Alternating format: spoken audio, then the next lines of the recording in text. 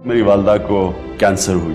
क्योंकि पाकिस्तान में कोई कैंसर हॉस्पिटल नहीं था, मैंने अपनी वालदा को बहुत तकलीफ में इस दुनिया से जाते देखा।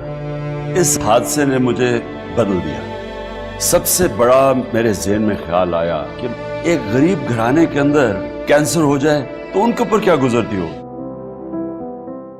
शौकत खानम मेमोरियल कैंसर अस्पताल एक बेटे की मां के लिए देरीना मोहब्बत और गरीबों के एहसास की लाजवाल दास्तान है।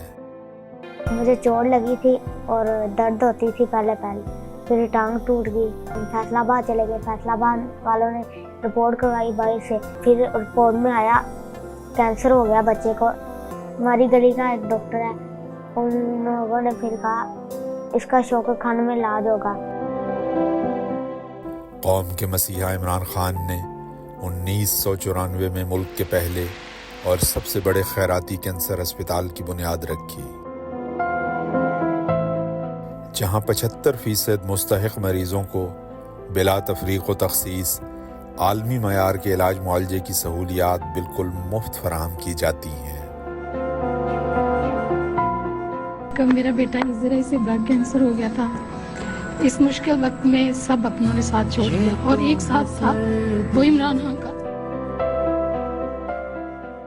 की वजह से आज मेरा बेटा बिल्कुल ठीक है और सेहतयाब है। मैं इमरान खान को दिल से दुआ देती हूँ।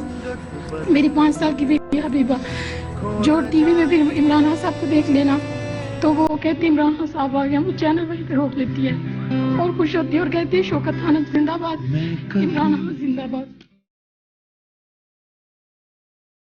अब तक लाखों मरीज बेहतरीन इलाज के बायस कैंसर जैसे मूजी मर्ज को शिकस्त देकर जिंदगी की जानिब लौट चुके हैं।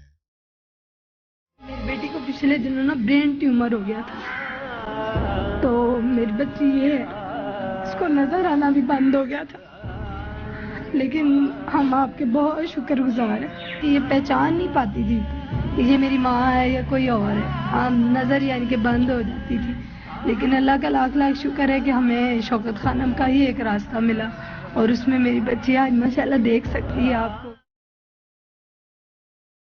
लाहौर और पेशावर के बाद अब कराची में भी state of the art cancer अस्पताल के क़याम का अमल जारी है।